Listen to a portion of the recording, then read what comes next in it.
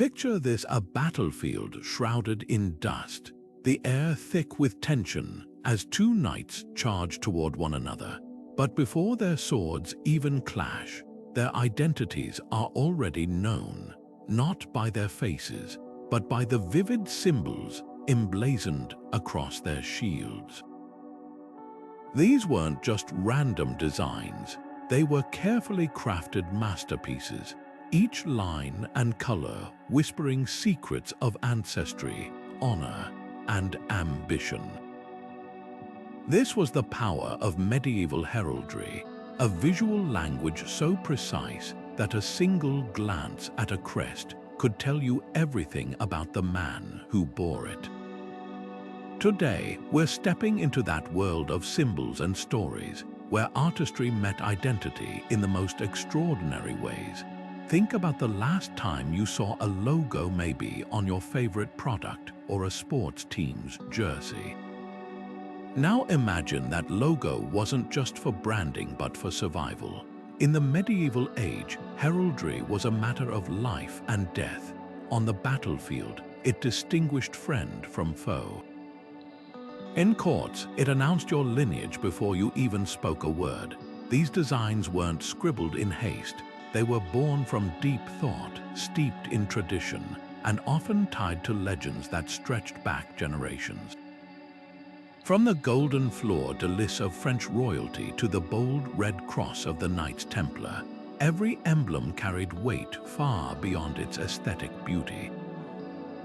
So why do these centuries-old symbols still captivate us today? Perhaps it's because they're more than relics, they're time capsules, preserving the dreams and conflicts of an era long past. Over the next 30 designs, we'll unravel the hidden meanings behind these stunning creations. You'll discover how a simple lion could embody a kingdom's courage, or how intricate geometric patterns revealed a family's deepest values. This isn't just a history lesson, it's a journey into the minds of medieval artists, warriors, and rulers who used heraldry to leave their mark on the world. Ready to decode the past, let's begin. To understand the power behind these medieval crests and banners, we have to travel back to the early days of armored combat. Imagine a time when knights wore full suits of plate armor, faces hidden behind visors, bodies obscured by steel. In the heat of battle, with dust and blood obscuring the field, how could you tell who stood beside you? The answer was as simple as it was brilliant: bold, unmistakable symbols painted on shields and embroidered onto surcoats. These weren't just decorations, they were lifelines. A knight's heraldic emblem acted like a medieval barcode, instantly communicating identity, loyalty, and rank amidst the chaos. The earliest recorded use of such symbols dates to the early 12th century, during the Norman conquests and the Crusades. But what began as battlefield necessity soon blossomed into an art form. By the mid-13th century, heraldry had its own language, a precise vocabulary of colors, patterns, and creatures, each with strict meanings. Take the color red, known as gules in heraldic terms. It wasn't just a shade, it symbolized warrior spirit, martyrdom, or military strength. Even the way designs were divided diagonally, vertically, or in intricate geometric partitions carried significance, often tied to a family's history or territorial claims.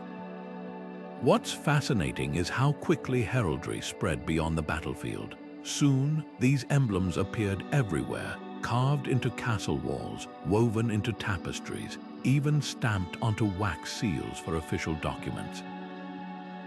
A noble's coat of arms became their signature, their brand, their claim to power.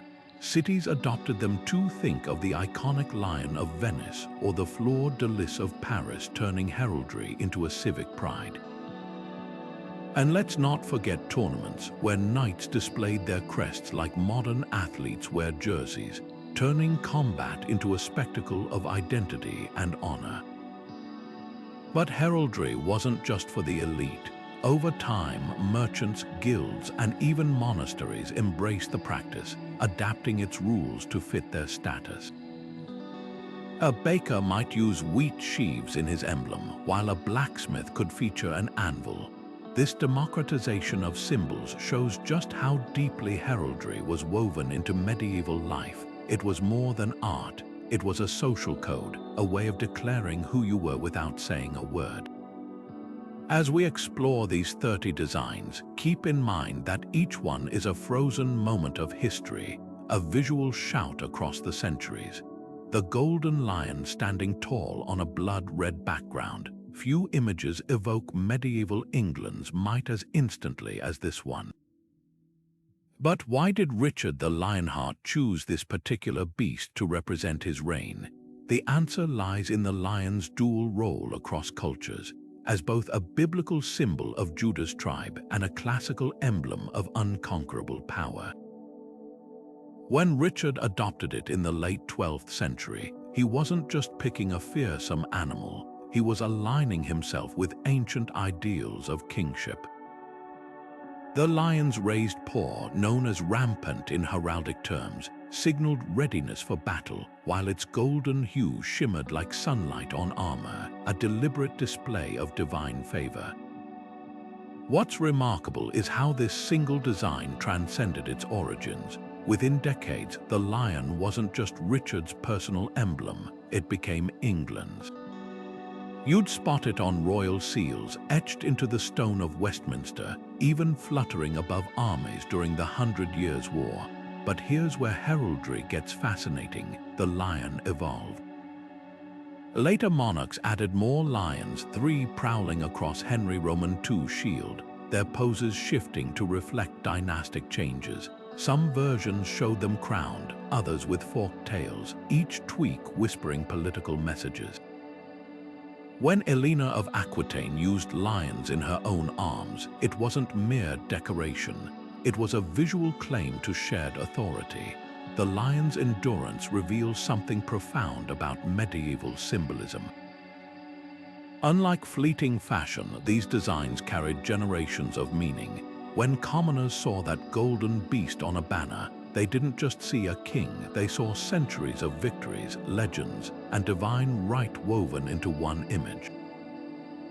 Even today, the lion remains England's heraldic heartbeat, from the 3 lions' crest of English football to the royal arms above Parliament doors. It's a testament to how medieval artisans turned thread and paint into something timeless, a roaring declaration of identity that still echoes after 800 years. Now let's turn to another creature that soared through medieval symbolism, the eagle.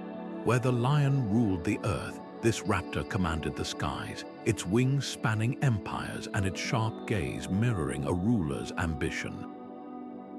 If the lion was the unchallenged king of medieval heraldry's beasts, then the double-headed eagle was its most ambitious emperor, a creature literally looking in 2 directions at once. This wasn't just artistic flair, it was geopolitical theater in feather and claw. When the Holy Roman Emperor adopted this symbol in the 13th century, those twin heads sent a clear message, one gaze fixed on Rome's spiritual legacy, the other on Constantinople's earthly power. The eagle's spread wings spanned the distance between pope and emperor, between altar and throne, in an age where such distinctions shaped empires. What made this design so revolutionary was its adaptability. Unlike static coats of arms tied to single families, the Imperial Eagle evolved with each ruler. Under Frederick Roman II, its talons clutched a scepter and orb, objects not just of authority but of sacred duty.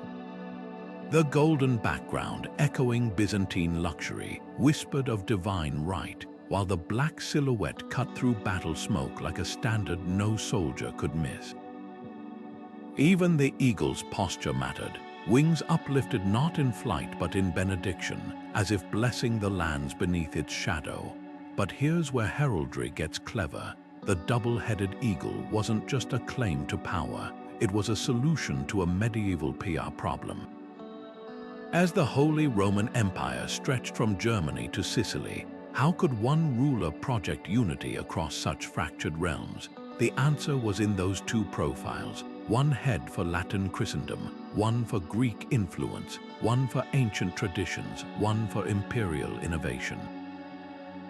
When Sigismund of Luxembourg added a crown atop the eagle, it wasn't mere decoration, it was a visual rebuttal to anyone questioning the empire's supremacy.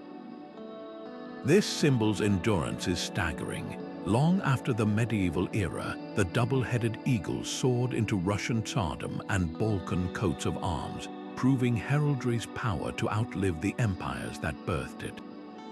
Today, you'll spot its descendants on Albania's flag or Montenegro's crest, testaments to how medieval artisans crafted symbols that could carry meaning across centuries.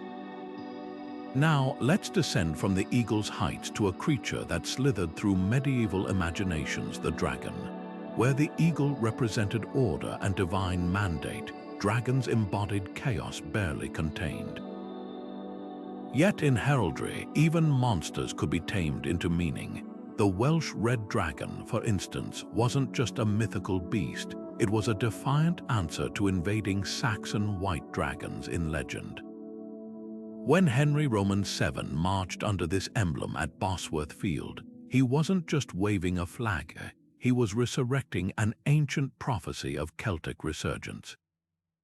Dragons in heraldry walked a razor's edge between terror and protection. The coiled wyvern on the banner of Wessex kings wasn't merely fearsome, its venomous sting was said to mirror the swift justice of good rulers. Meanwhile, St. George's slain dragon transformed from a symbol of pagan resistance to one of Christian triumph, its dying snarl frozen in stained glass and shield carvings. These weren't random monsters, they were carefully chosen adversaries, their defeats etched into crests as proof of a family's valor. What's fascinating is how regional these beasts became. While English dragons tended to be defeated, think George's limp trophy, Welsh and Scandinavian heraldry often depicted them alive and rampant, a cultural fingerprint in scales and flame. Even the dragon's anatomy carried meaning. Wings for nobility's lofty ideals, serpentine tails for cunning, fire for purifying wrath. As we'll see next, heraldry's menagerie extended far beyond lions and dragons. Every creature, from bears to bees, was drafted into this visual language. But whether scaled or feathered, each beast shared one trait: the power to compress kingdoms' worth of meaning into a single, unforgettable image.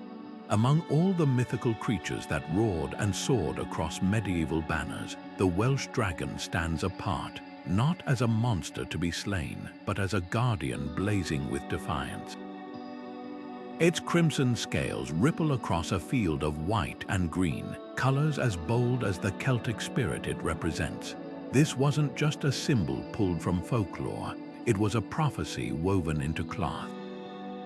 The ancient tale from the Mabinogion tells of two dragons, one red, one white, locked in eternal struggle beneath the hills of Wales. When the Red Dragon finally triumphed, it became a sign that the Welsh people would outlast every invasion, every conquest. What's extraordinary is how medieval rulers weaponized this legend. When Owain Glyndwr led his rebellion against English rule in the early 15th century, his banners didn't just bear a dragon, they unleashed 800 years of collective memory. Every stitch of that embroidered beast whispered to his troops, "Remember who you are." Even the colors held meaning: green for the rolling hills, white for the snow-capped mountains, red for the blood spilled defending them. Unlike the rigid lions and eagles of empire, the Welsh dragon coiled and writhed, its very posture echoing the land's untamed soul.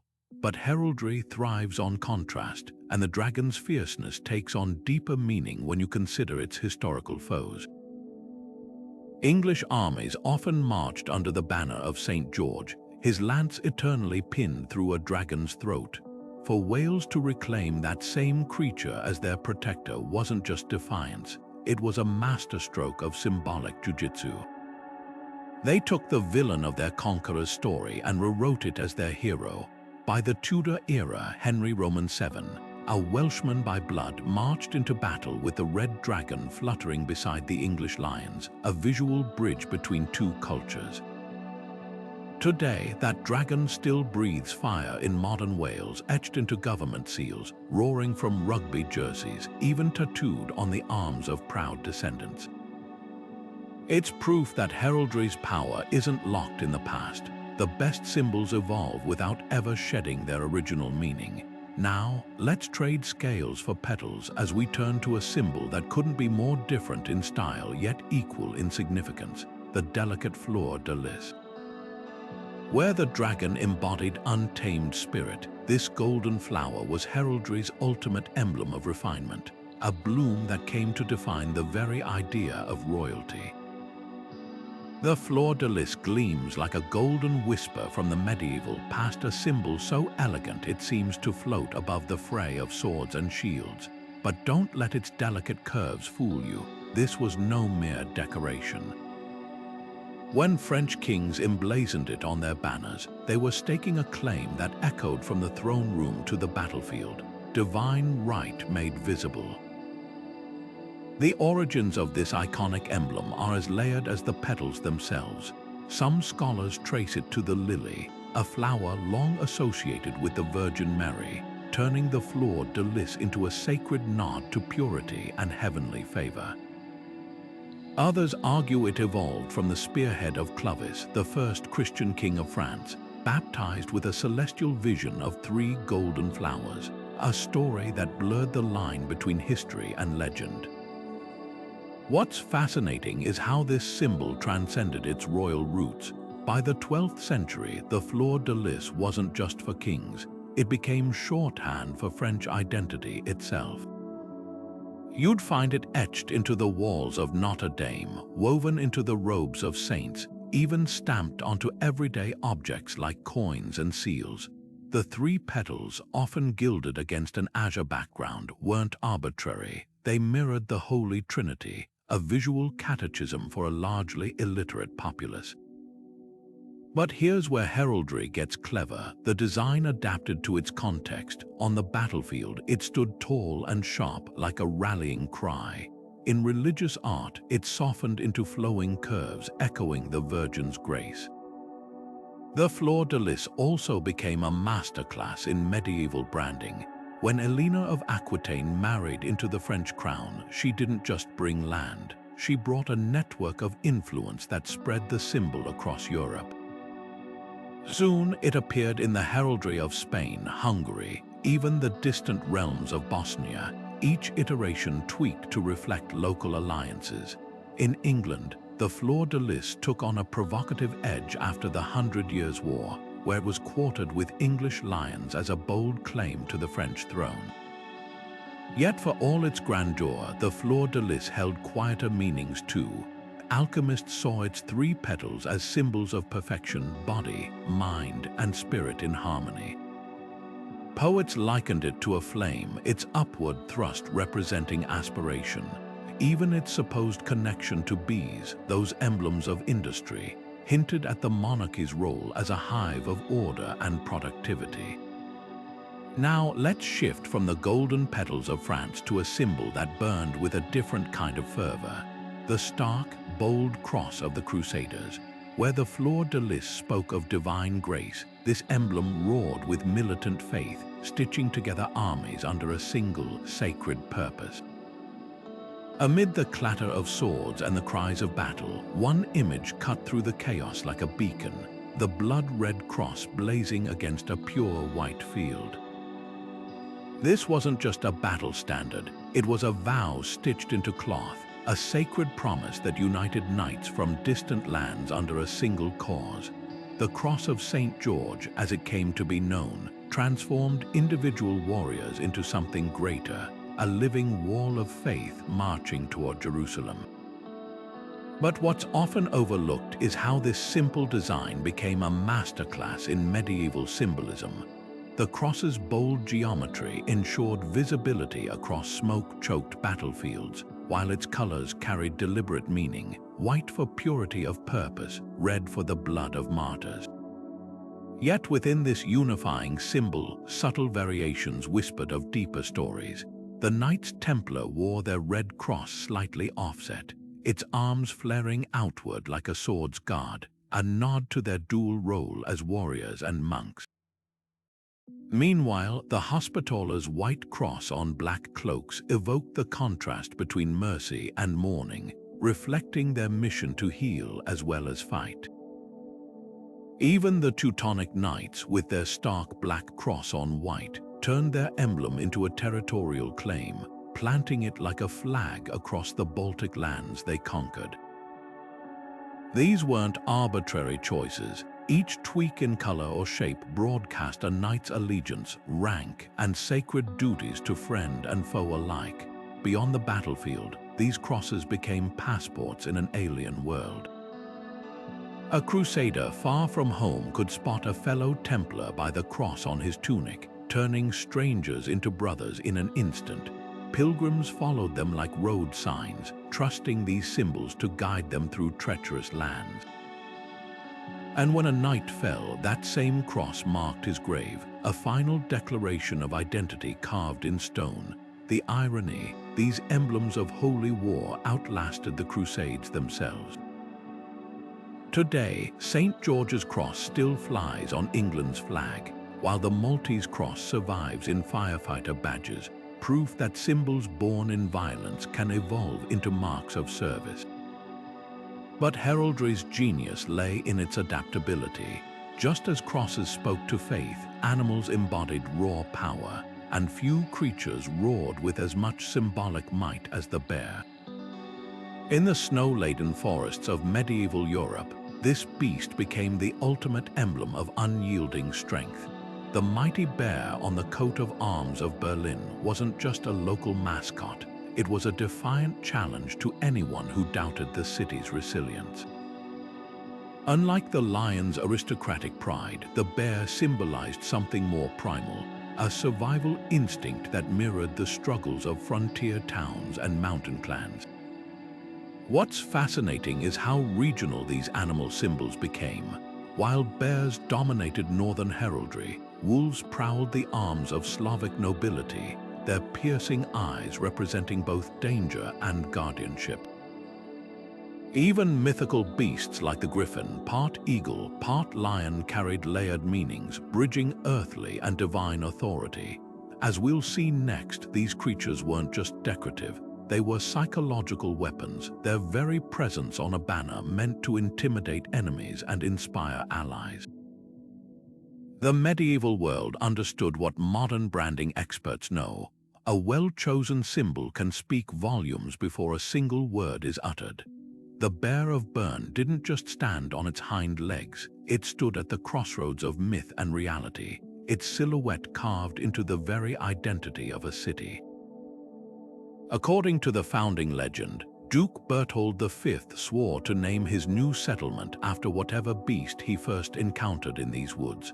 When a massive brown bear emerged from the forest shadows, it wasn't just a chance meeting. It became destiny woven into banners and stamped onto coins for centuries to come. What began as a hunter's oath evolved into something far more profound. A symbol that embodied the rugged resilience of the Swiss people. Look closely at medieval Bernese seals, and you'll notice something striking. The bear isn't passive or restrained like some heraldic beasts, but mid-stride, muscles taut, as if caught between defending its territory and charging forward. This dynamic pose mirrored Bern's own story. A city constantly balancing between independence and expansion, between alpine isolation and growing political influence. The bear's rich brown fur, often gilded in official depictions, connected it to the very forests that sheltered the early settlement, while the crimson background of its banner echoed the blood spilled defending the city's liberties. But here's where Bern's heraldry gets truly ingenious. By the 14th century, the city didn't just adopt a bear, it built an entire bear pit near the town center, keeping live animals as living mascots. Imagine walking through medieval Bern and hearing the actual growls of the creatures emblazoned on every gate and guard's uniform. This wasn't just symbolism, it was a full sensory experience reinforcing civic identity. Even the bear's collar in later depictions carried meaning, sometimes plain to represent humility, other times ornate to showcase Bern's wealth, proving how heraldry could evolve with a city's fortunes.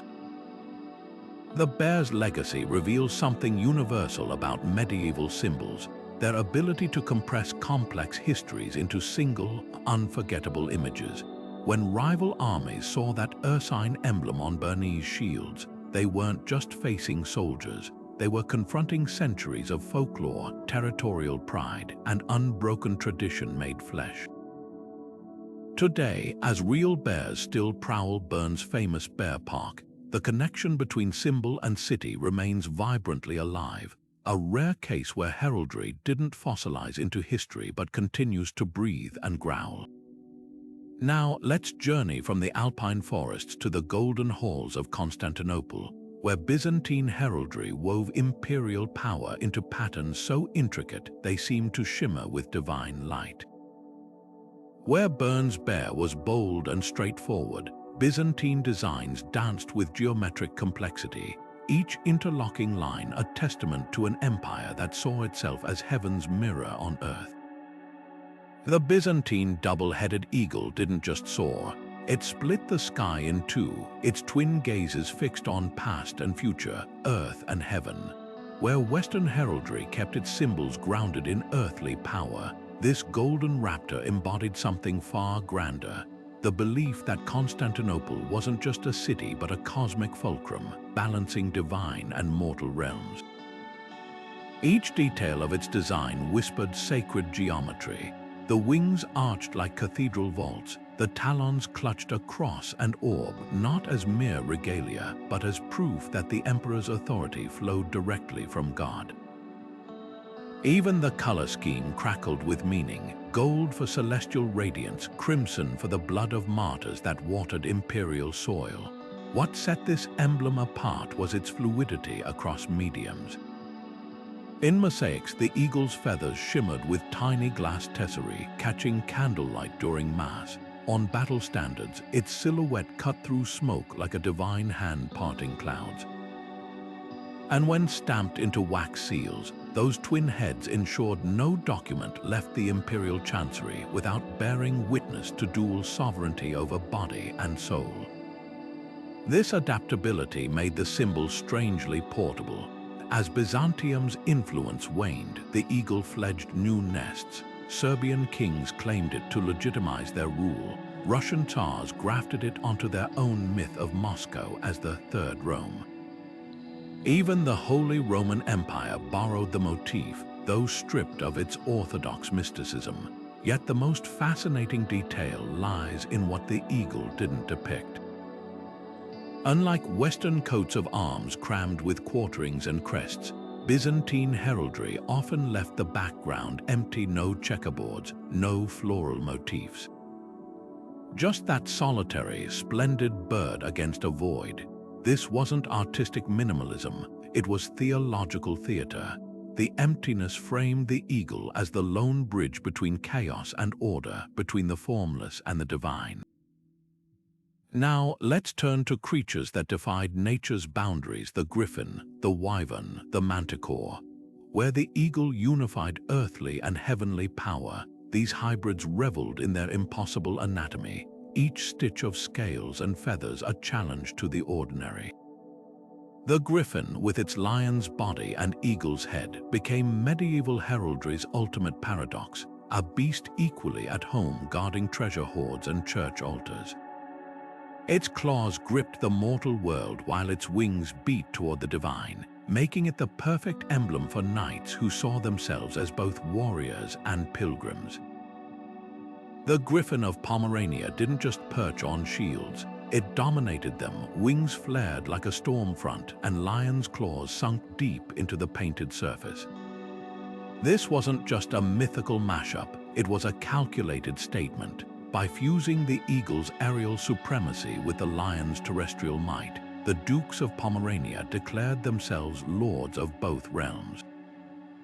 Imagine facing that emblem across a battlefield, those piercing avian eyes watching from above while the beast's muscular haunches coiled to pounce. Every detail of its design amplified the message. The gilded wings, often depicted mid-beat, suggested relentless motion, no static crest for these rulers. Even the color choices whispered strategy: scarlet backgrounds for bloodied resolve, azure fields for unshakable loyalty. What made Pomerania's griffin stand out was its regional flair. Unlike the more stylized griffins of Mediterranean heraldry, this northern version bristled with raw energy. Local artisans gave it thicker fur around the neck, echoing the shaggy beasts of Baltic forests, and talons curved like Baltic sea hooks. This wasn't a generic monster, it was a creature rooted in the land it protected. When the Dukes stamped this emblem onto treaties, they weren't just signing documents, they were unleashing a centuries-old mythos. Folklore told of actual griffins nesting along the Vistula Delta, their cries mistaken for thunder. By adopting this hybrid, the Dukes tied their lineage to the land's primal memory. Yet the griffin's power lay in its duality. In churches, it symbolized Christ's dual nature, divine and mortal, making it acceptable to clergy who distrusted other mythical beasts. For maritime traders, its eagle half promised vigilance over shipping routes, while its lion half guaranteed strength against pirates. Even its anatomy held coded meanings. The eagle's head faced east toward potential invaders. The lion's body braced westward toward Germanic rivals. This was heraldry as chess game, every nuance a move in political strategy. Now consider the fox, a creature that traded the griffin's brute force for sly intelligence. Where the griffin roared its authority, the fox whispered its cunning, proving that medieval symbolism wasn't just about strength, but about the art of strategy. The Reynard legends sweeping Europe painted this animal as a trickster who outsmarted stronger foes, and nobles who chose it for their crests were making a daring statement: brains could conquer brawn. The fox's sinuous form on banners often appeared mid-stride, as if caught between plans, its flame-colored tail a flicker of mischief against sober backgrounds. What's fascinating is how regional attitudes shaped its depiction. French heralds often showed the fox stealing a bird, a nod to aristocratic poaching rights, while German versions might depict it sleeping, a warning against complacency. Some Scottish clans used a crowned fox, claiming their ancestors had outwitted kings. Unlike the griffin's unchanging majesty, the fox thrived on adaptability, its image shifting with each storyteller's need. Yet both creatures shared one trait: they compressed complex worldviews into singular, unforgettable forms.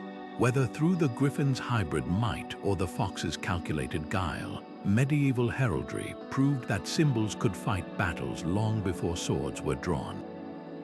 The fox that slinked onto medieval shields wasn't just an animal, it was a manifesto stitched in thread and paint. While lions roared and eagles soared, this clever creature whispered a different kind of power, the art of outthinking your opponent. Take the coat of arms of the German von Rieneck family, where a crimson fox mid-stride seemed to pause just long enough to smirk at the viewer. Every detail of its design oozed calculated wit, the pricked ears signaling alertness, the bushy tail curled like a question mark, even the subtle tilt of its head suggesting it knew something you didn't. In an era where brute force dominated battlefields, choosing the fox was a bold declaration that brains could outmaneuver brawn. What made these vulpine emblems so fascinating was their regional flavor. French nobles often depicted foxes clutching stolen poultry, a cheeky nod to feudal rights where cleverness trumped strict legality. Meanwhile, Italian merchant families like the Volpes of Siena showed their foxes standing atop chests of coins, transforming the trickster into a patron of shrewd commerce. Even the creature's posture carried layered meanings. A sitting fox implied patience and observation, while one mid-chase symbolized relentless pursuit of opportunity. Some Scottish clans took it further, crowning their foxes a daring jab at monarchy, suggesting that cleverness could elevate even the humble to noble status. But the fox's true genius lay in its adaptability. Unlike rigid heraldic beasts bound by strict artistic conventions, foxes could be playful or menacing depending on context. The Polish Lis clan's version bared its teeth in a snarl, while the English Todd's family showcased theirs with a whimsical grin, as if sharing a private joke across centuries. This fluidity mirrored the very trait the fox represented: the ability to shape-shift strategies as circumstances demanded. When embroidered on tournament banners, these designs weren't just identifiers, they were psychological warfare, suggesting that facing this knight meant battling a mind as sharp as his blade. Now let's turn from earthly cunning to celestial wonders. Where the fox grounded heraldry in strategy, stars and moons lifted it into the realm of cosmic ambition. Silver constellations etched onto shields as if knights carried pieces of the night sky into battle. The crescent moon that gleamed on Turkish banners wasn't just decoration, it was a slice of celestial authority, its horns cradling prophecies of empire. And when Bohemian kings placed 8 pointed stars on their crests, they weren't arranging pretty shapes, they were mapping their destiny onto the heavens themselves. The Star and Crescent didn't just gleam on medieval banners, they pulled the heavens down to earth, turning celestial bodies into emblems of earthly power. Long before this pairing became synonymous with the Ottoman Empire, it drifted through the night skies of ancient Byzantium, where the crescent moon adorned the city's coins as a tribute to the goddess Diana. But when Muslim armies swept across the Near East, they didn't erase this symbol, they reinvented it. The crescent, once tied to pagan deities, now arched over a single star like a protective embrace, a visual hymn to divine guidance in the darkness. The star's points didn't just sparkle, they pierced through ignorance, each ray a promise of enlightenment. What's striking is how fluidly this design crossed cultural borders. Seljuk Turks wielded it on war banners as they carved out an empire, while Mamluks in Cairo stamped it onto mosque minarets, blending celestial symbolism with architectural grace. By the time Mehmed the Conqueror unfurled it over Constantinople's shattered walls in 1453, the Star and Crescent had shed its regional roots to become something transcendent, a bridge between steppe nomads and urban scholars, between sword and scripture. Ottoman artisans elevated it further, weaving the motif into everything from naval pennants to the delicate filigree of mosque lamps, where gilded crescents caught the light of 1,000 candles. Yet the symbol's true genius lay in its duality. To Sufi mystics, the crescent represented the soul's journey, waning and waxing towards spiritual fulfillment. To generals, it was a tactical emblem, its slim silhouette visible across smoke-choked battlefields. Even its colors whispered layered meanings. A silver crescent on emerald green for the Fatimids echoed Paradise's gardens, while the Ottoman crimson backdrop roared with imperial ambition. This adaptability ensured its survival. When Napoleon's troops stumbled upon it in Egypt, they were so captivated that they brought it back to Europe, where it inspired everything from romantic poetry to military insignia. Now, let's trade celestial elegance for earthy ferocity. The wild boar, a beast that charged into heraldry with tusks bared and defiance in its gaze. Unlike the refined Star and Crescent, this creature was all muscle and grit, its bristled back and snorting snout embodying raw determination. The boar that rampaged across Celtic shields wasn't just an animal, it was a battle cry made flesh. Welsh legends told of Twrchtr, a monstrous boar whose very presence could level kingdoms, a myth that bled into the crests of warrior clans like the Picts, who painted its image on their bodies before combat. What made the boar so potent was its refusal to yield. Medieval hunters knew a wounded boar would turn and fight to its last breath, a trait nobles eagerly co-opted. The bristling beast on the crest of the House of York didn't just represent strength, it was a middle finger to their Lancastrian rivals, a promise that they'd never back down. Even the boar's posture screamed defiance, often depicted mid-charge, hooves kicking up heraldic turf, its tiny eyes blazing with single-minded purpose. But here's the twist, this symbol of brute force also carried unexpected nuance. In Norse sagas, the golden-bristled boar Gullinbursti wasn't just a fighter, it was a creature of fertility, pulling Freya's chariot across fields to bless the harvest. Some Germanic tribes placed boar helmets on sacred altars, believing their ferocity could be channeled into protection. And when Richard III adopted the white boar as his personal badge, he wasn't just invoking terror, he was slyly nodding to his northern power base, where the beast had long been a symbol of resilience against southern elites. The boar's legacy proves heraldry's range from the Star and Crescent's celestial poetry to this creature's earth-shaking snort. Both symbols, though worlds apart in style, shared a common goal: to compress an entire world view into a single, unforgettable image. One reached for the heavens, the other rooted itself in the mud, and together they show just how vast the medieval imagination truly was. The white boar of York didn't just charge onto the medieval stage, it carved its tusks into history, becoming the living embodiment of Richard III's unyielding will. In the blood-soaked chaos of the Wars of the Roses, where rival factions tore England apart, this bristled beast was more than a heraldic choice, it was psychological warfare. Richard's enemies didn't just face a man, they faced a creature legend said could disembowel a horse with one swipe. The boar's snowy hue set it apart from typical heraldic beasts, a deliberate contrast to the red dragons and golden lions of his foes. Every detail of its design amplified the message. The lowered head ready to gore, the muscular haunches coiled to spring, even the froth suggested at its jaws, a silent snarl stitched into banners that fluttered over Bosworth Field. But the boar's power went deeper than battlefield intimidation. Medieval hunters whispered that boars, once wounded, never fled but turned to fight with terrifying focus, a quality Richard weaponized in his propaganda. When he distributed pewter boar badges to his loyalists, he wasn't just handing out trinkets, he was forging a brotherhood bound by the promise of relentless loyalty. These badges, often worn pinned to hats or cloaks, transformed everyday objects into declarations of allegiance.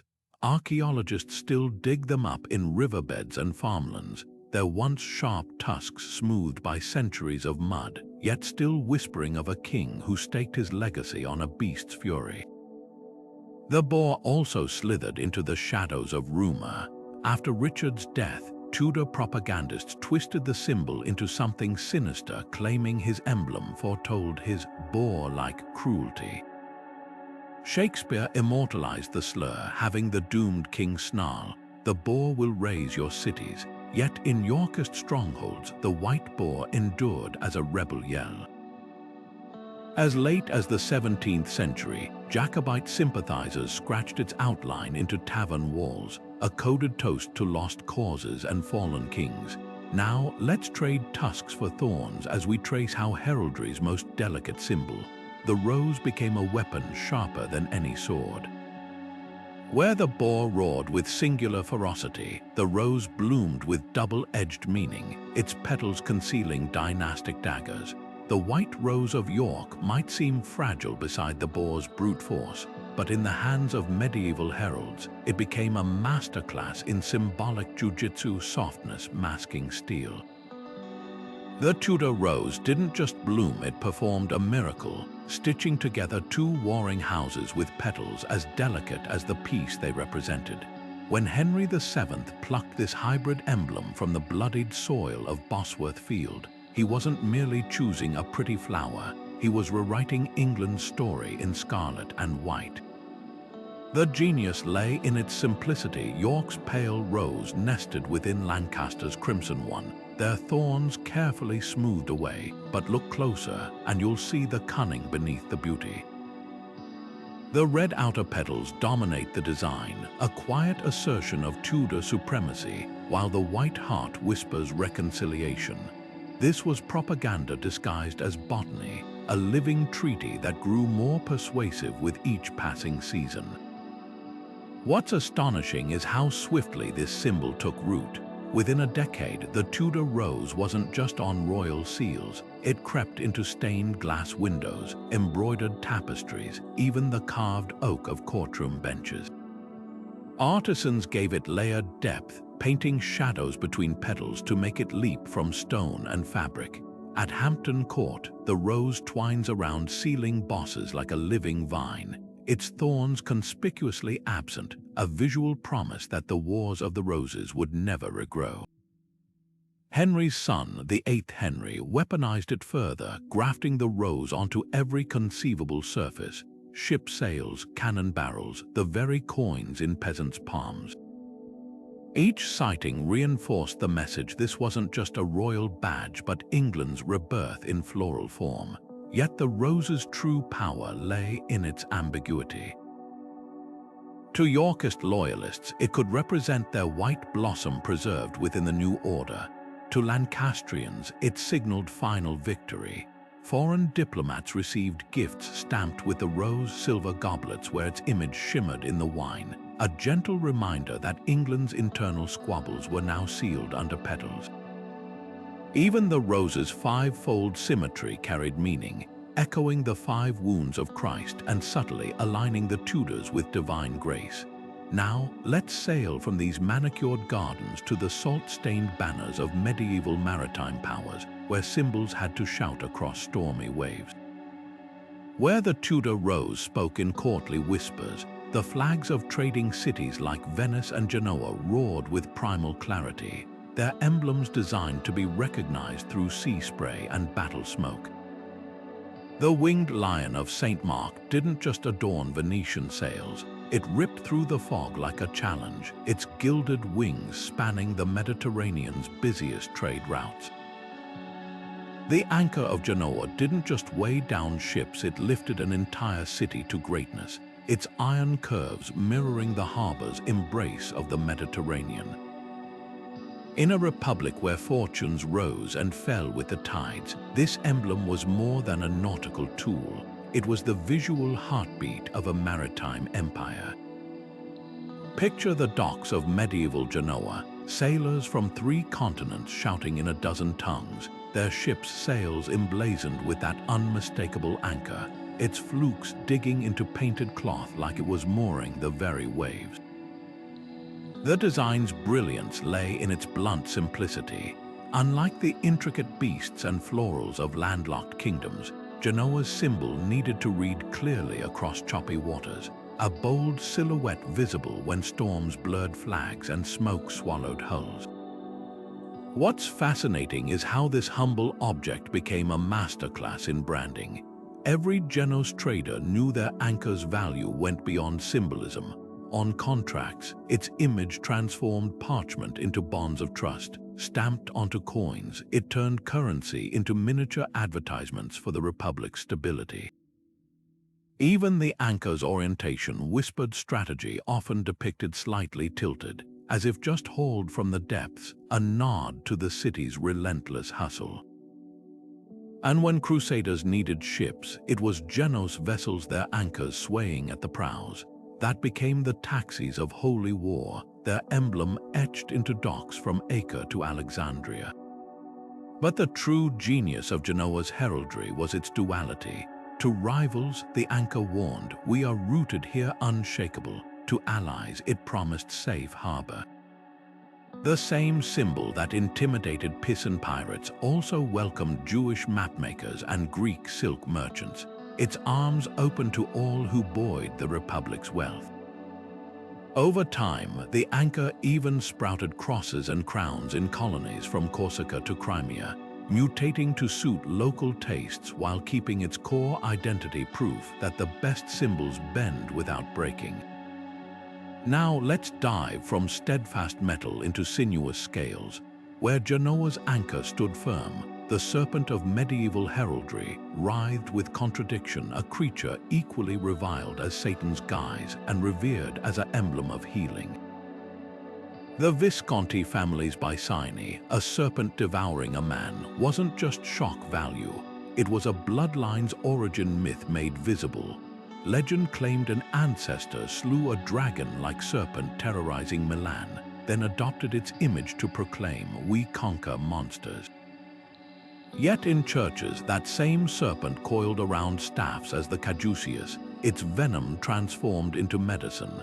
This duality made it heraldry's ultimate shapeshifter, feared on battlefields, trusted in apothecaries, its flickering tongue whispering that danger and wisdom often share the same skin.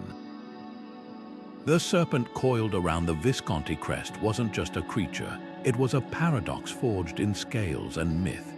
This Bicini, as Milan's rulers called it, didn't merely slither onto shields. It gripped them in a primal dance, its jaws clamped around a struggling human figure. The legend behind this chilling image claimed an early Visconti ancestor vanquished a dragon-like beast terrorizing the countryside, then adopted its likeness as a badge of honor. But the true genius of this emblem lay in its duality. That same serpent, feared as a bringer of death in one context, became a symbol of rebirth in another, its sinuous body echoing the medicinal caduceus, its venom transformed into healing serum by medieval alchemists. Look closely at Renaissance portraits of Visconti dukes, and you'll spot the serpent everywhere, embroidered into cloak linings, engraved into sword hilts, even coiled around the capitals of palace columns. Its form was deliberately ambiguous, scales shimmering between green and gold depending on the light. Its posture neither fully attacking nor retreating, but forever suspended in calculated tension. This wasn't just art, it was psychological theater. When enemies saw that serpent on the battlefield, they weren't just facing soldiers.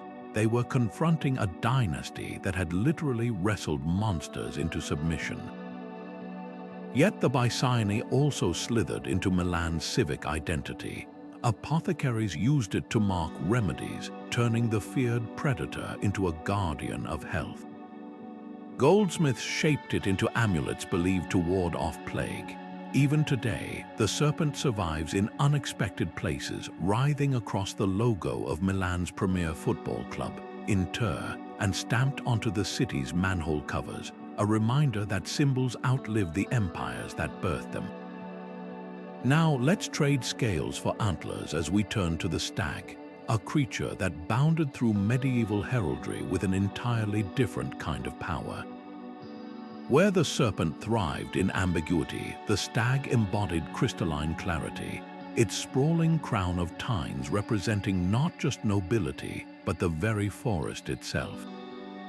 The heart of King Richard II didn't just stand, it knelt, its golden collar marking it as both wild and willingly loyal, a living metaphor for the balance between royal authority and nature's untamed grace.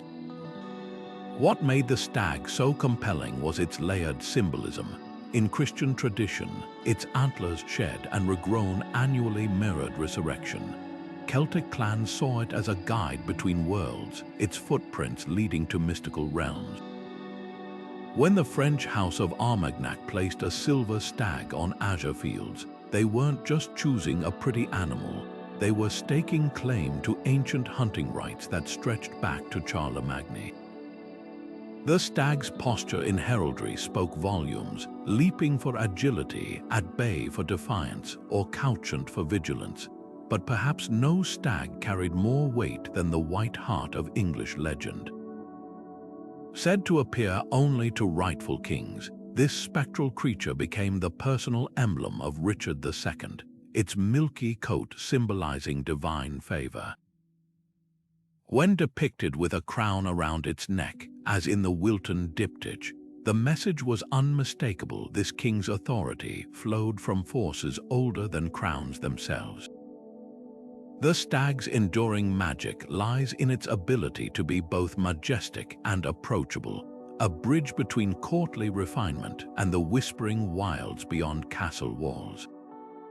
As we'll see next, heraldry's menagerie extended even to creatures of pure myth, where griffins and dragons gave way to beings like the unicorn, whose single spiraled horn carried enough symbolic weight to pierce through centuries of folklore.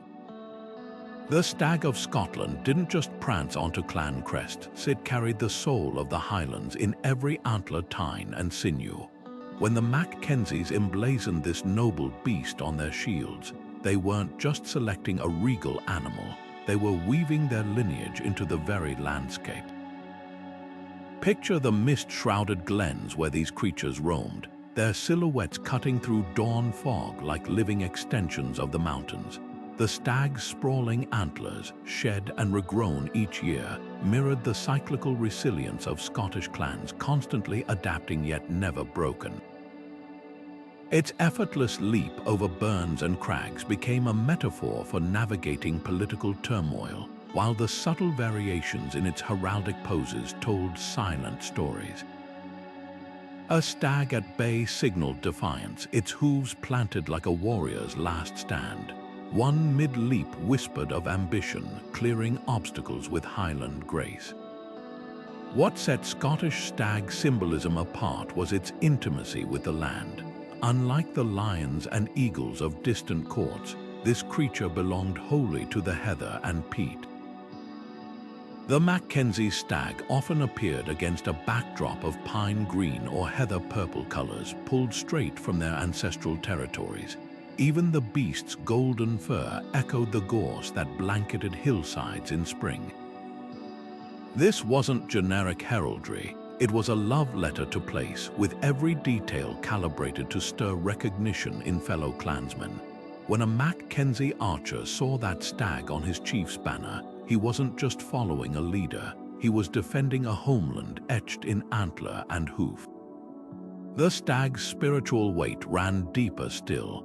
In Celtic myth, these creatures guided souls between worlds, a belief that bled into Christian symbolism as the stag became associated with piety and resurrection. The legendary white stag of Scottish folklore, said to appear only to those with pure hearts, found its way onto the personal badges of kings like James IV, transforming a woodland myth into royal propaganda. On the Isle of Lewis, stone carvings show stags with crescent-shaped antlers, bridging pagan moon worship and medieval Christianity. This layered symbolism made the stag uniquely versatile, a creature equally at home in sacred psalms and battle cries. Now let's trade organic curves for razor-sharp angles as we step into heraldry's most abstract realm, geometric patterns, where creatures like the stag pulsed with life. Designs like the chevron and fretwork spoke in the clean language of mathematics and order. The stark black and white checkers of the Breton coat of arms didn't just decorate shields, they created optical vibrations on the battlefield, their alternating squares disorienting foes in the chaos of combat. These patterns proved that heraldry's power didn't always need beasts. Sometimes pure geometry could shout louder than any lion's roar. The red and white checkerboard of Croatia didn't just adorn shields, it pulsed like a living chessboard, each square a strategic declaration of identity. Known as the Shahovnica, this bold pattern transformed simple geometry into a national emblem, its alternating hues cutting through the visual noise of medieval battlefields. Legend whispers that its origins trace to a fateful chess match between a Croatian king and a Venetian doge, where victory earned the ruler the right to immortalize the game's checkered battlefield on his coat of arms. Whether myth or history, the symbolism resonated deeply. red for the blood of martyrs, white for the purity of their cause, the interplay of colors mirroring the balance between war and wisdom. What made this design so enduring was its adaptability. On the battlefield, the stark contrast of crimson and ivory made Croatian knights instantly recognizable, even through the grime of combat. In peacetime, the pattern wove itself into the fabric of daily life, etched into stone fortresses, embroidered on noble garments, even stamped onto wax seals like a national signature. The checkerboard's symmetry held mathematical elegance, its repeating squares suggesting infinite expansion, as if each new generation could add their own chapter to the pattern. By the Renaissance, it had evolved beyond heraldry, appearing on everything from village wine barrels to the sails of merchant ships, a ubiquitous reminder of unity in a fractured landscape. Yet the shahovnica was more than decoration, it was a psychological weapon. When enemies saw that relentless grid advancing toward them, they weren't just facing soldiers, they were confronting an idea, order amidst chaos, strategy overriding brute force.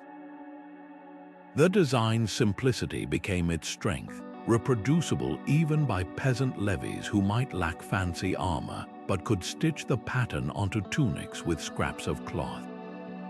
Over centuries, it survived invasions and empires, its squares never fading, proving that the most powerful symbols often speak in the clearest visual language. Now let's step from the crisp geometry of chessboards into the shimmering realm of myth, where the unicorn, that most enigmatic of heraldic beasts, balanced delicacy with untamable power.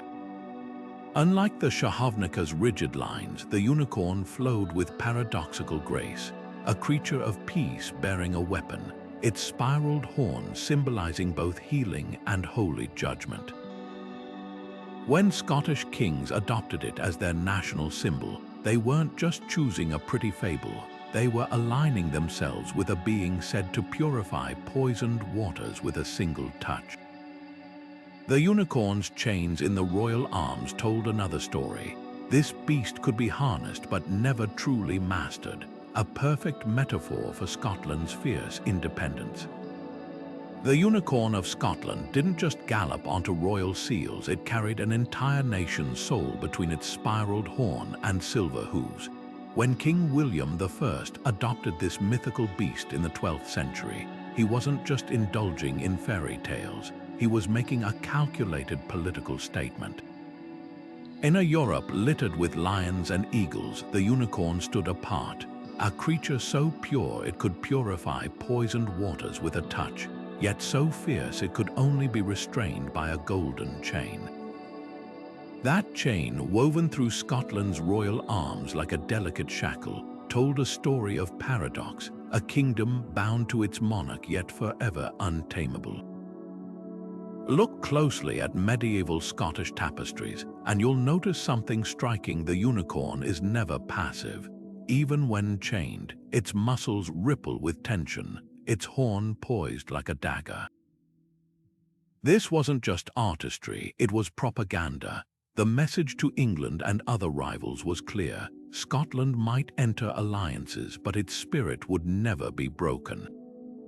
The horn itself, often depicted with delicate grooves spiraling toward a needle-sharp point, wasn't merely decorative. Medieval bestiaries claimed it could detect and neutralize poison, a metaphor for Scotland's perceived role as a righteous bulwark against corruption. When James VI merged the Scottish and English thrones, he kept the unicorn alongside England's lion, but shrewdly doubled the chains, a visual nod to the fragile union of two stubborn nations. Beyond politics, the unicorn slithered into everyday life. Apothecary shops displayed its image as a guarantee of untainted remedies.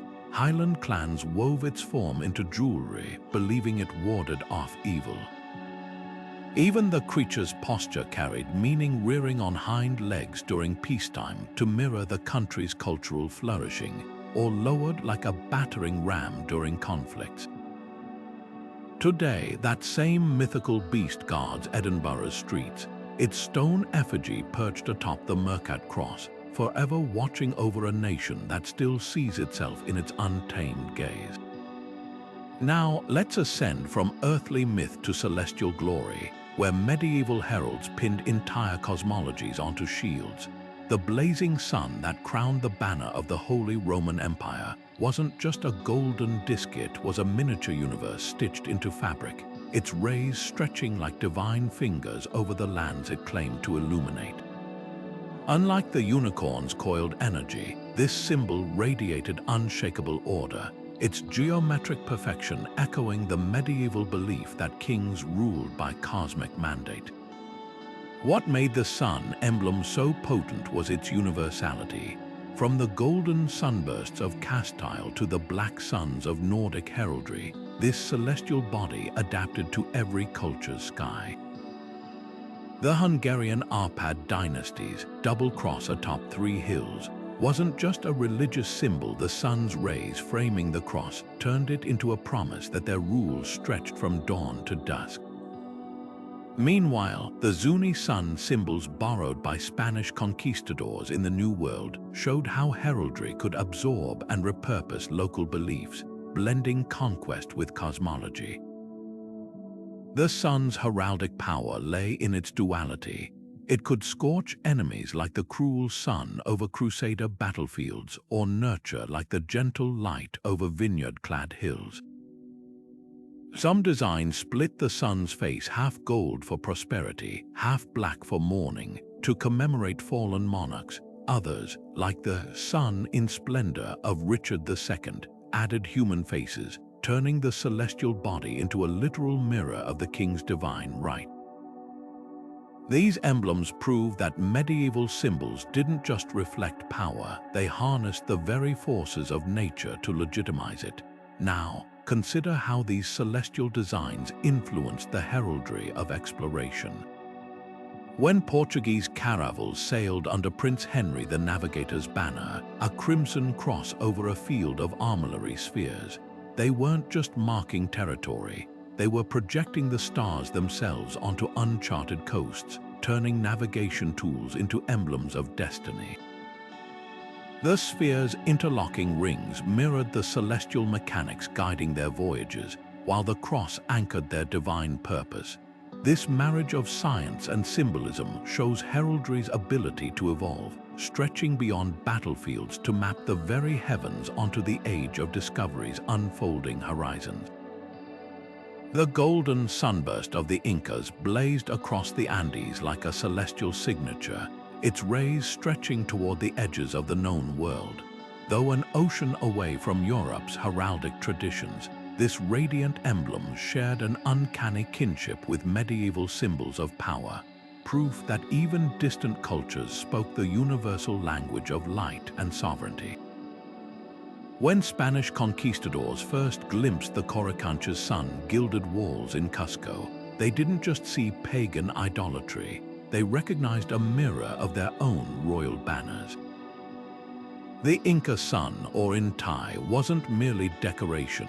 It was the heartbeat of an empire, woven into temple textiles and hammered onto breastplates, its geometric rays pulsing with the rhythm of solstice ceremonies. Each of the sun's 44 beams carried layered meaning, some representing the crops nourished by its warmth, others the provinces bound to the emperor, the Sapa Inca, who claimed direct descent from its glow. What stunned European chroniclers most was the symbol's adaptability. Unlike rigid heraldic rules governing lions and Fleur-de-Lis, the Inca sun morphed fluidly across mediums carved into stone with crisp angles for eternity, yet rendered in feather mosaics with delicate gradations of scarlet and gold for royal garments. This duality fascinated heraldic artists back in Seville and Toledo, who began sketching hybrid designs blending Inca solar motifs with Gothic tracery. Traces of this cross-cultural pollination appear in late Renaissance crests, where traditional suns suddenly sprouted intricate ray patterns reminiscent of Andean artistry. Even the color palette shifted as European illuminators experimented with the vibrant yellows and reds described in explorers' accounts, colors previously muted in medieval heraldry. Yet the sun's true power lay in its shared symbolism across continents. Both Inca and European rulers understood its primal messaging. Like the sun itself, their authority was non-negotiable, life-giving, and omnipresent. When Pizarro's men melted down golden sun discs, they missed the irony. They were destroying the very emblem that justified their own king's divine right. Today, fragments of this cultural exchange survive in Peruvian colonial art, where Inca solar motifs peer unexpectedly from church altarpieces, a silent testament to heraldry's unexpected global dialogue. Now, let's trade golden light for moonlit shadows, where the wolf, heraldry's most paradoxical predator, prowled the edges of medieval symbolism. Unlike the Inca sun's unambiguous brilliance, this creature balanced ferocity with fierce loyalty, its howl echoing through both fairy tale and battlefield. The wolf that stalked onto the crests of Germanic and Italian noble families wasn't just a wild beast. It was a shapeshifter of meaning. In one context, it symbolized the ruthless hunger of mercenary captains like the Visconti's Lupo di Guerra. In another, it became the nurturing she-wolf of Roman myth, her teats giving suck to founders of empires. What made the wolf emblem so compelling was its regional mutability. Basque clans depicted theirs mid-leap, embodying relentless momentum. Saxon nobles favored the wolf's angel, a hooked rune resembling a trapped wolf's jaw turning predation into a warning. Even its posture whispered psychological warfare. A wolf passant walking signaled vigilance, while one rampant on hind legs transformed into a heraldic werewolf, its claws raking the air. The animal's most poignant adaptation came from monastic orders, who tamed its image into the loyal wolf of St. Francis, a converted beast now carrying a lamb gently in its jaws. This duality made the wolf indispensable to families walking the line between savagery and nobility. When the Borgias included wolves in their crest, they weren't just acknowledging their names, meaning son of the she-wolf. They were flaunting their appetite for power. Meanwhile, Irish clans like the MacTiernain showed wolves crowned with silver collars, asserting that even the wildest forces could be harnessed for righteous rule. Like the Inca sun, the wolf proved that symbols transcend borders, whether howling across Andean peaks or European forests. It remains a timeless mirror of humanity's untamed heart. The she-wolf of Rome didn't just lurk in the shadows of myth. She stood defiantly in the heart of the medieval city, her bronze form glinting under the Italian sun as she nursed the mythical twins Romulus and Remus. This wasn't just a relic of ancient legend. It was a living emblem adopted by medieval Romans to proclaim their unbroken lineage from the founders of empires. The wolf's sinewy body, frozen in protective crouch over the infants, became a masterclass in symbolic resonance, ferocity tempered by nurture, wildness harnessed for civilization. When Roman noble families stamped this image onto their seals, they weren't merely decorating parchment, they were invoking a primal contract between past and present, between the wolf's savage strength and the city's eternal destiny. What's fascinating is how this symbol evolved across centuries. Early medieval depictions showed the wolf with rough, almost crude lines, her form echoing the chaos of the Dark Ages. But by the Renaissance, artists like Della Quercia refined her into flowing elegance, every muscle taut with latent power, her eyes sharp with watchful intelligence. This wasn't arbitrary aesthetic progress. It mirrored Rome's own transformation from fractured ruins to renewed glory. The twins, once mere afterthoughts in earlier carvings, now reached eagerly toward their adoptive mother, their tiny hands pressing against her ribs as if drawing strength from her very heartbeat. The wolf's political utility was equally shrewd. When rival city-states like Florence flaunted their lilies or Venetian lions, Rome doubled down on this four-legged foster mother. Popes weaponized her image, casting themselves as spiritual heirs to her protective role. Civic militias painted her on their shields, turning every skirmish into a reenactment of the city's origin story.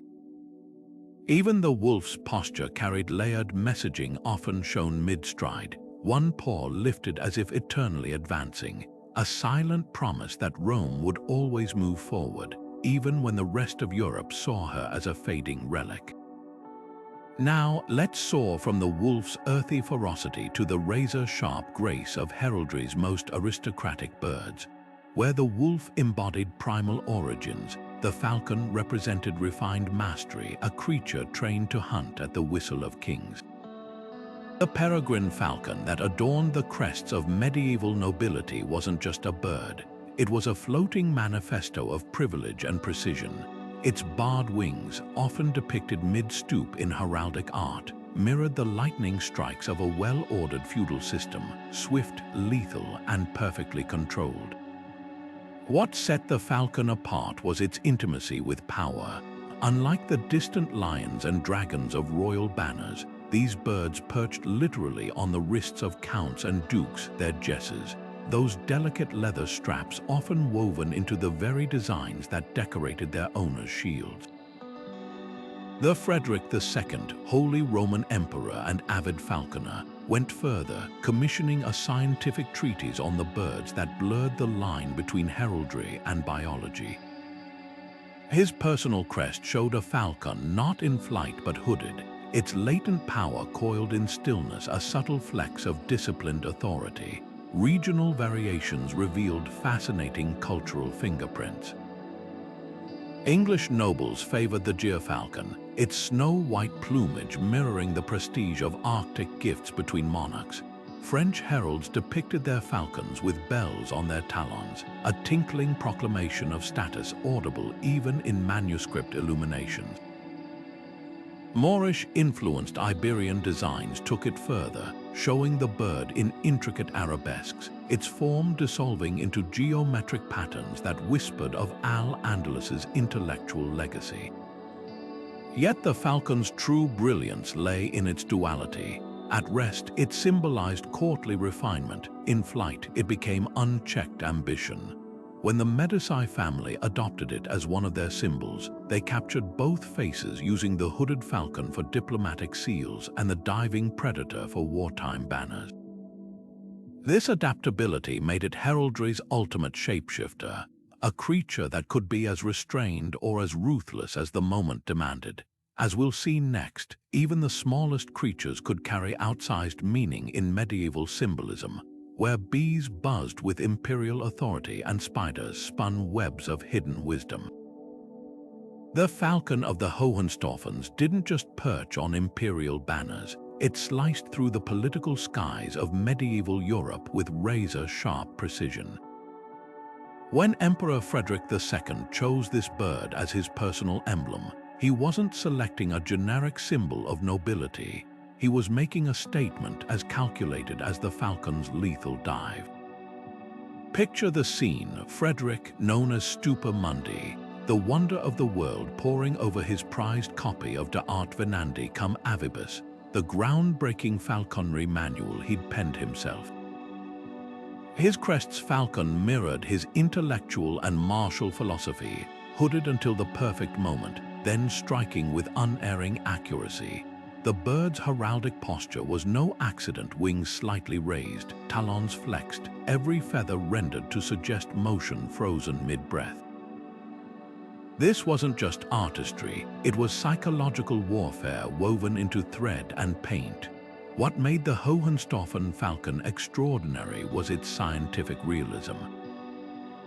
Unlike the stylized beasts of earlier heraldry, Frederick insisted his falcon be depicted with ornithological precision.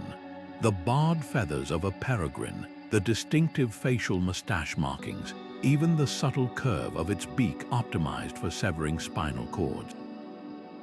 This attention to detail broadcast his dual identity as both warrior and scholar.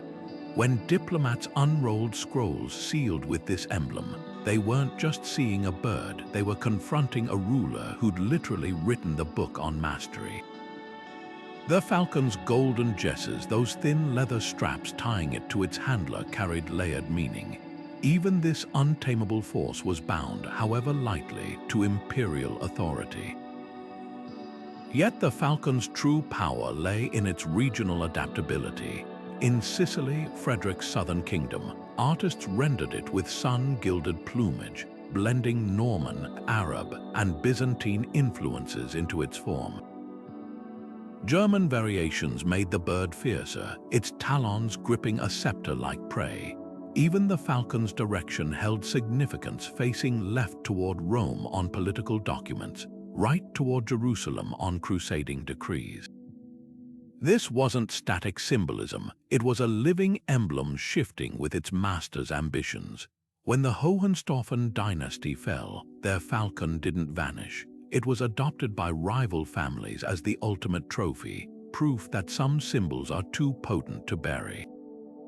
Now, let's trade feathers for forged steel as we examine heraldry's most direct expressions of power.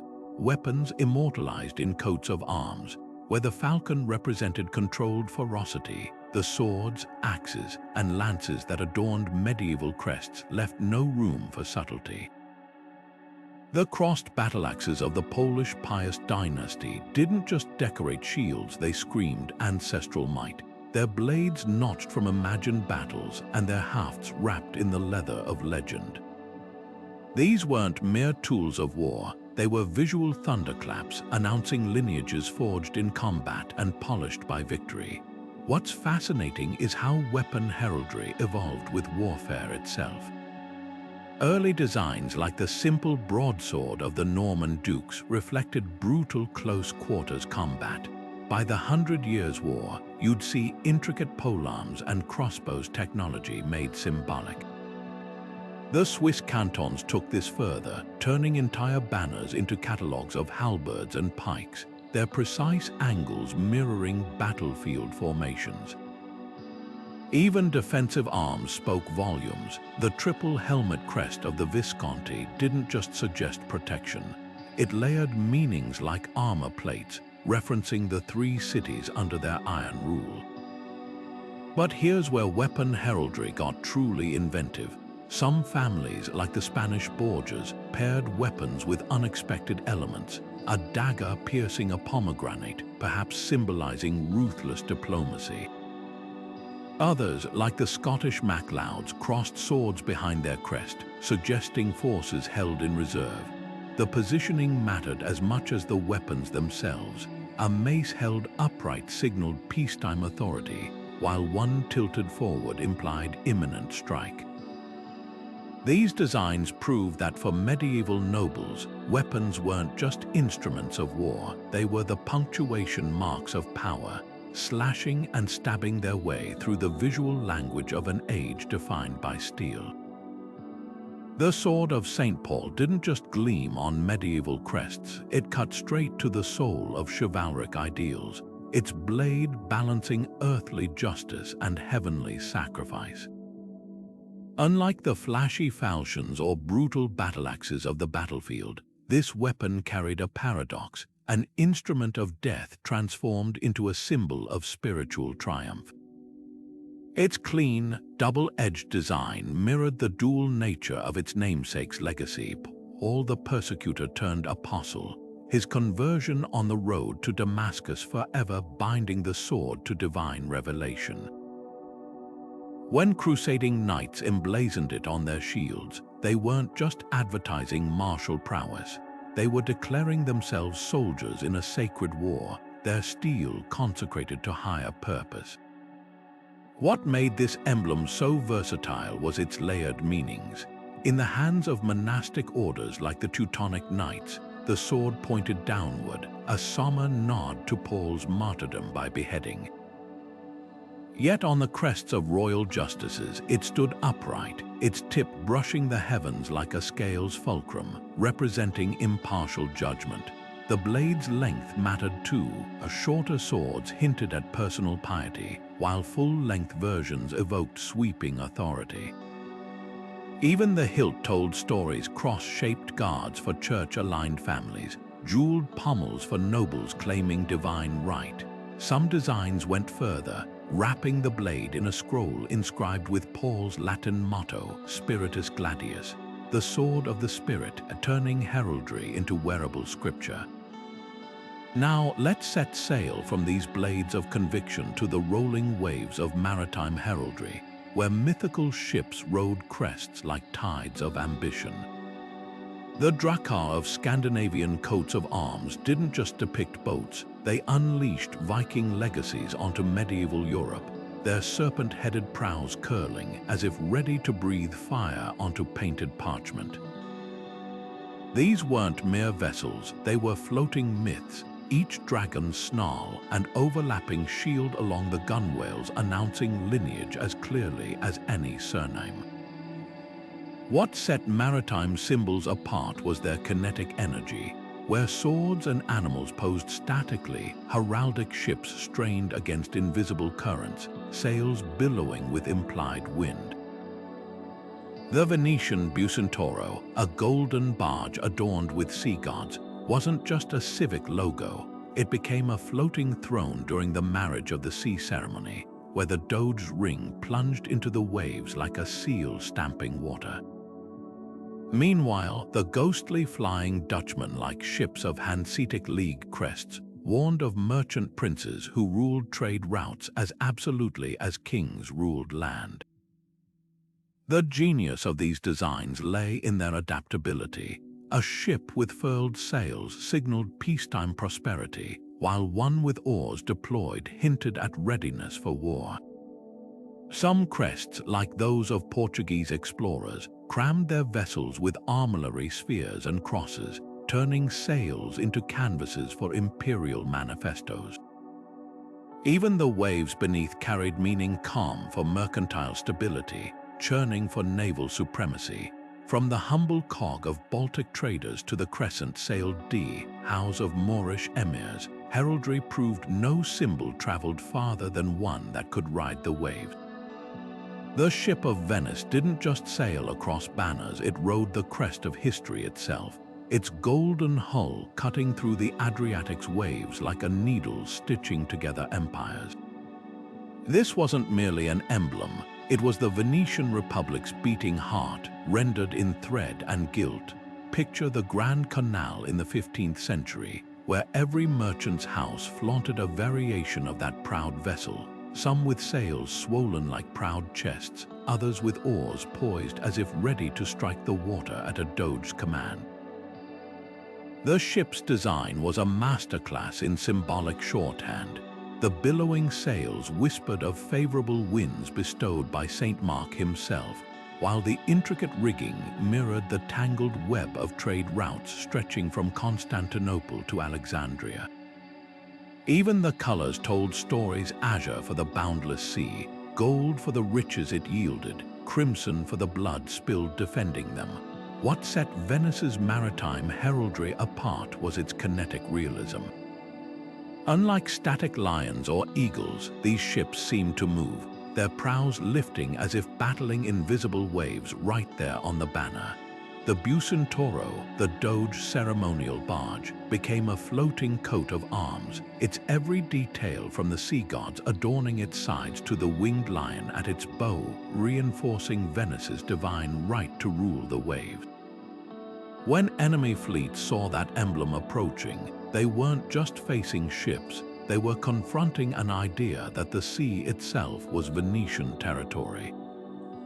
This visual bravado reached its peak during the Ascension Day ceremony, where the Doge cast a golden ring into the waters, marrying Venice to the Adriatic in a ritual that blurred the line between heraldry and sacrament.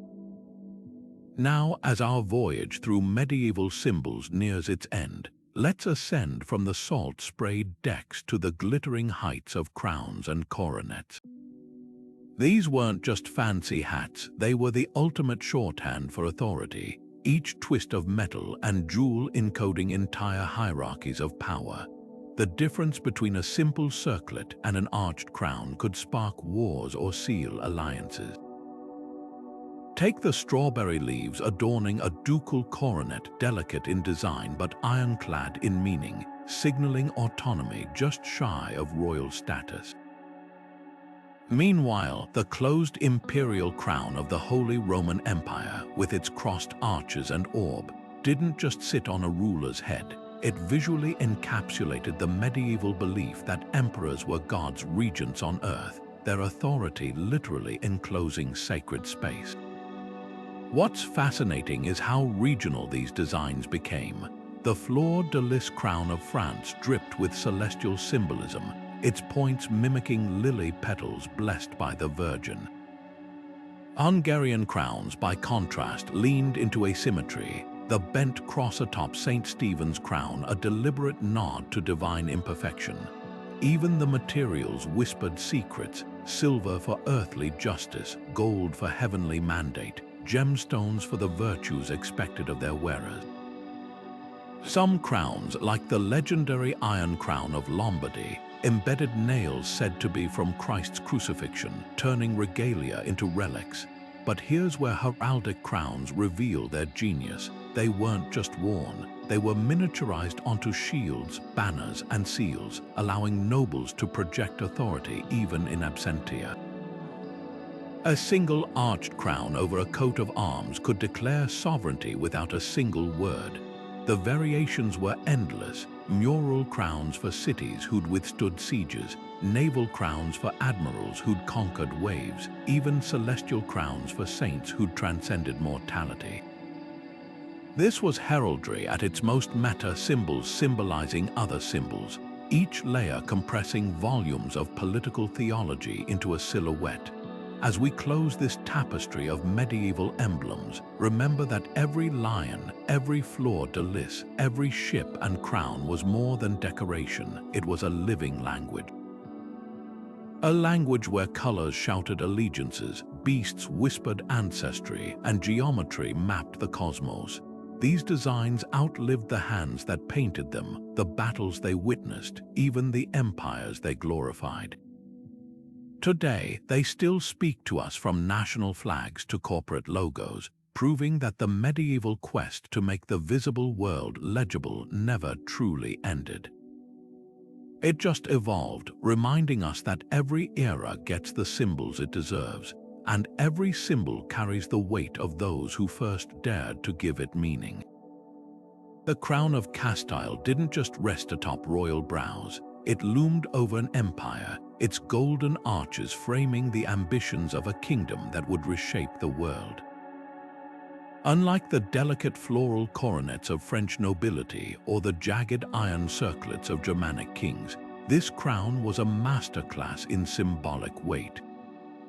Each element spoke volumes. The four fleur-de-lis alternating with crosses proclaimed both martial piety and divine favor, while the raised arches resembling a cathedral's ribbed vault suggested a monarchy literally bridging earth and heaven.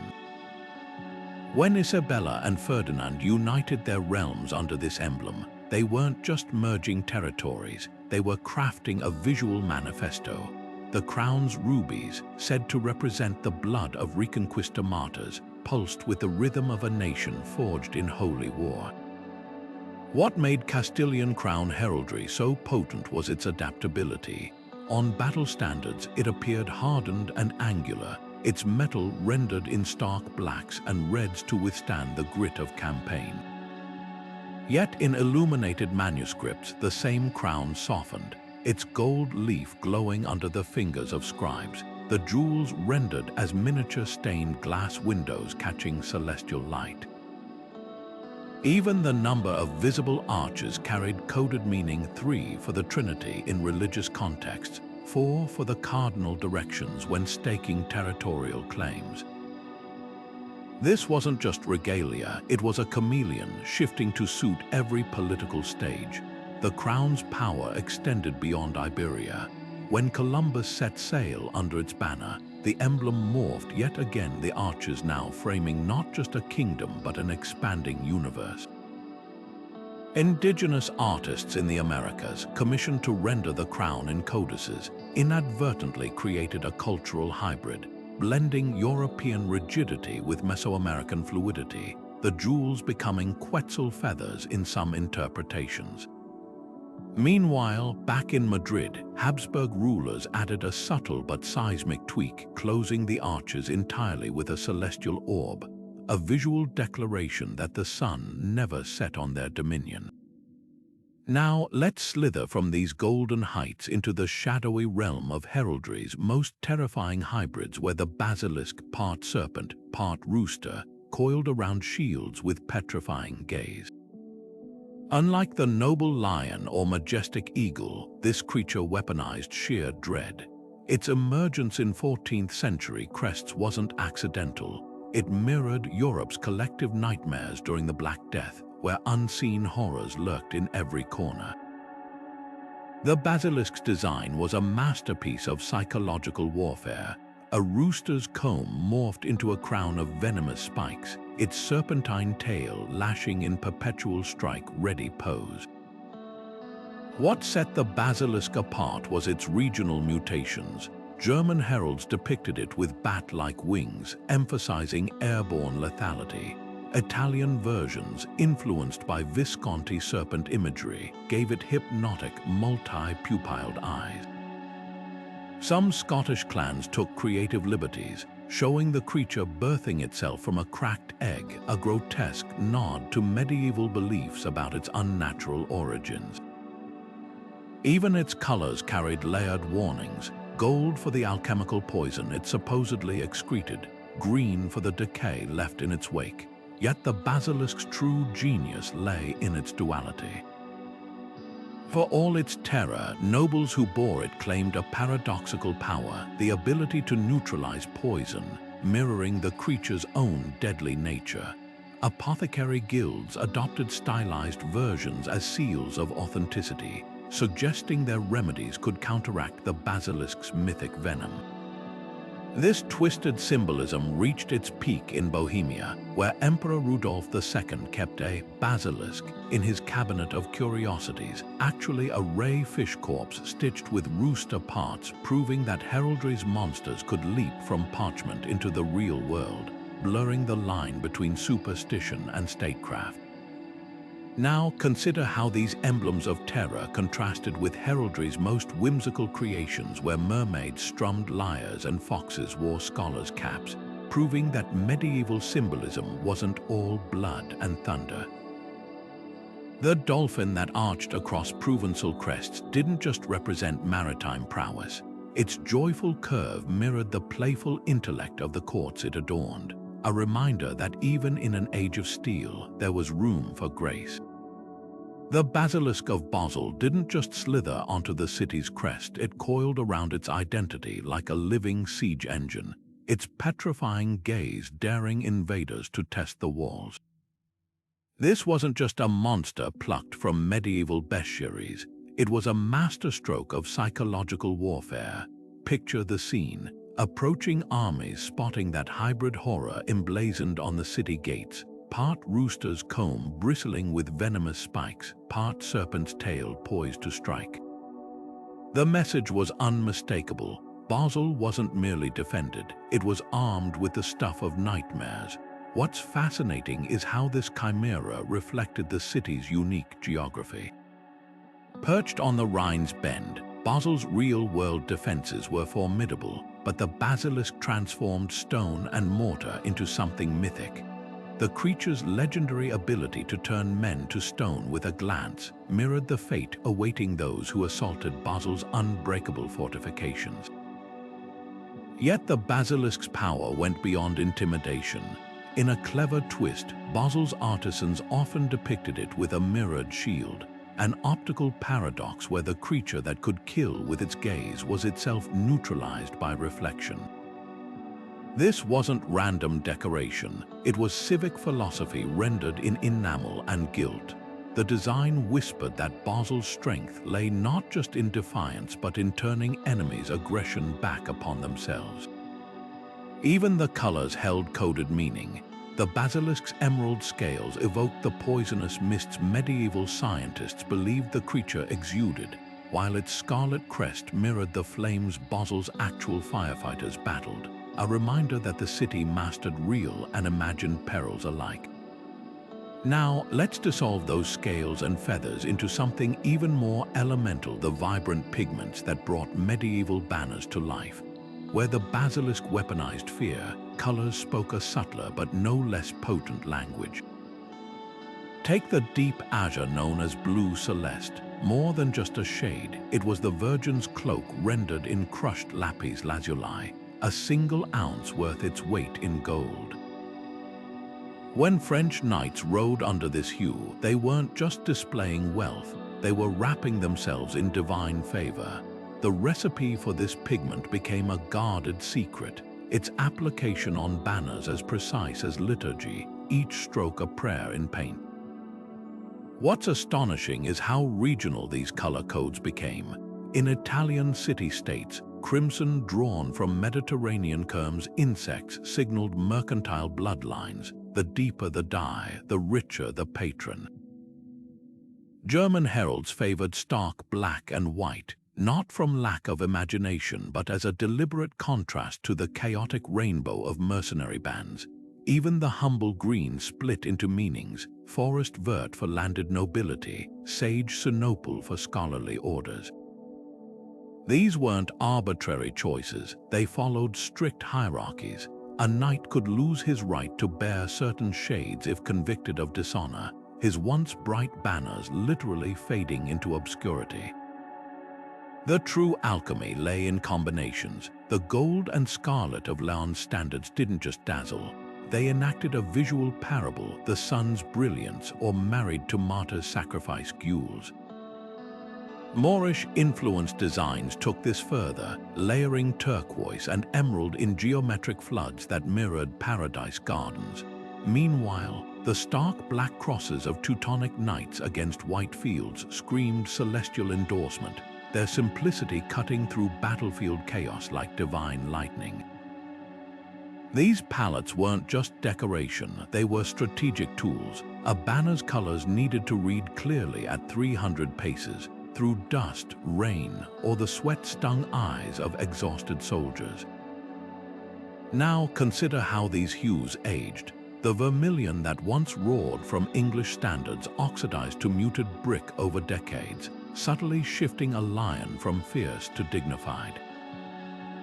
Purple, that rarest of dyes extracted from Mediterranean mollusks, faded fastest of all, a poignant metaphor for imperial overreach.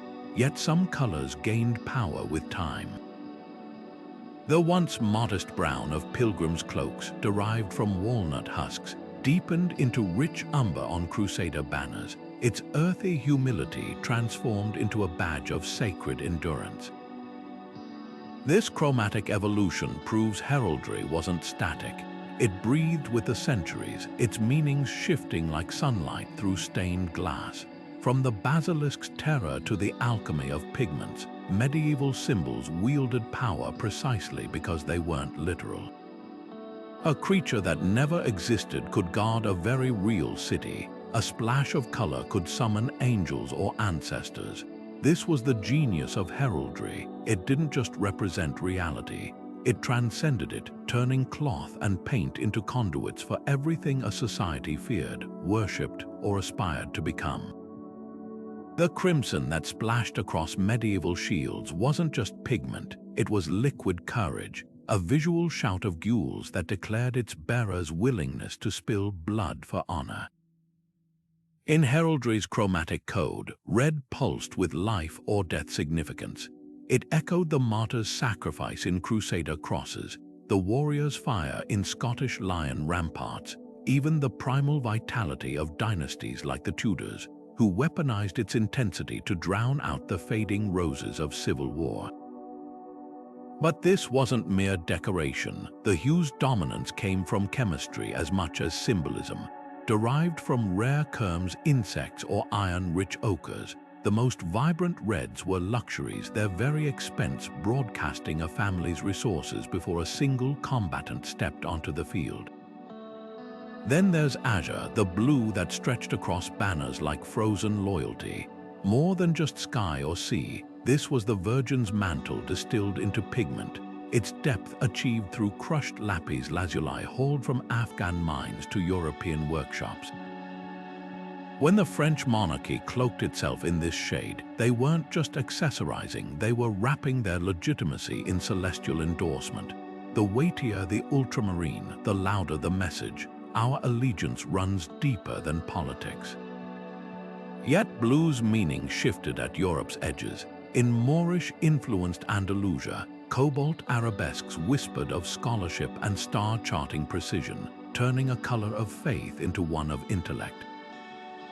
Gold, or in heraldic parlance, didn't just glitter, it preached. Whether gilding the Fleurs-de-Lis of France or the lions of Leon, this wasn't mere metallic sheen but a solar proclamation. The message, our generosity shines as brightly as our wealth.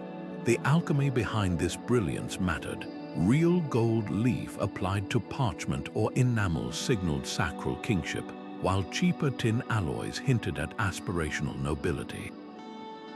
Some hues even carried geographic fingerprints, the buttery or of English manuscripts versus the fiery Florentine gold that seemed to burnish itself under Mediterranean light. The rules governing these colors weren't arbitrary fashion. Tincture laws, like never placing color on color, ensured designs pierced through battle's chaos. A knight charging under properly contrasted arms, say, black eagles on yellow, could be identified through dust and blood at 50 paces. This wasn't aesthetics, it was life-saving clarity. Violate these rules, and you risked more than heraldic faux pas. Your symbol might blur into meaninglessness when lives depended on legibility. Yet heraldry's true genius lay in exceptions that proved its psychological depth. The infamous sable black of the Teutonic Knights defied conventional gloom, transforming into a badge of asceticism. Their black crosses on white weren't mourning shrouds but declarations of purity through fire. Similarly, vert green, often avoided for its poor visibility, flourished in woodland lords' crests as a quiet boast. Our power springs from the very oaks and vines you tread upon. As these colors fade from modern flags and corporate logos, their DNA persists. The crimson of a soda can still triggers urgency. The azure of a tech logo still whispers trust. Medieval heralds would nod knowingly. They understood that the right hue could stir hearts before a single word was spoken. Their legacy isn't just in museums but in our subconscious, where a glimpse of gold still makes us lean in, and a slash of red sets pulses racing across 8 centuries. From the golden lions of England to the celestial crescents of the East, medieval heraldry wasn't just a collection of pretty pictures. It was the very DNA of an era, encoded in vibrant threads and gleaming metals. These 30 designs we've explored are more than relics. They're frozen conversations between kings and commoners, warriors and weavers, all speaking a visual language that transcended borders and centuries. That lion rampant on Richard the Lionheart's banner, it wasn't just a badge, it was a psychological weapon, a shorthand for divine right that made peasants kneel and enemies hesitate. The Fleur-de-Lis shimmering on French tapestries, a masterclass in branding, turning a flower into an empire's signature. What's astonishing is how these symbols refuse to fade into history. Walk through any modern city and you'll spot their descendants, the lions guarding Trafalgar Square, the crescent moons on pharmacy signs, even the team logos on football jerseys. That's because heraldry solved a universal human problem: how to compress complex identities into instant, unforgettable images. In our age of emojis and logos, we're still playing by medieval rules, just with pixels instead of pigments. The next time you pass a corporate crest or municipal flag, look closer. That sleek modern design likely owes its clarity to some forgotten herald in a candlelit scriptorium. agonizing over how to make a family's honor visible at 50 paces. So here's to the unsung artists who turned wool and wax into time machines. Their work reminds us that every generation leaves its mark, not just in treaties and battles, but in the silent eloquence of symbols. Whether you're a history buff, an art lover, or just someone who enjoys a good story, these emblems invite you to a conversation that's been going on for 800 years. Press that like button if you've enjoyed this journey through the medieval imagination, and drop a comment telling us which crest captured your heart. Was it the Welsh Dragon's fiery defiance, the Tudor Rose's diplomatic genius, or maybe the humble fox outsmarting everyone with a wink? Whatever your pick, remember, you're now part of this living tradition where every new admirer keeps history's colors bright.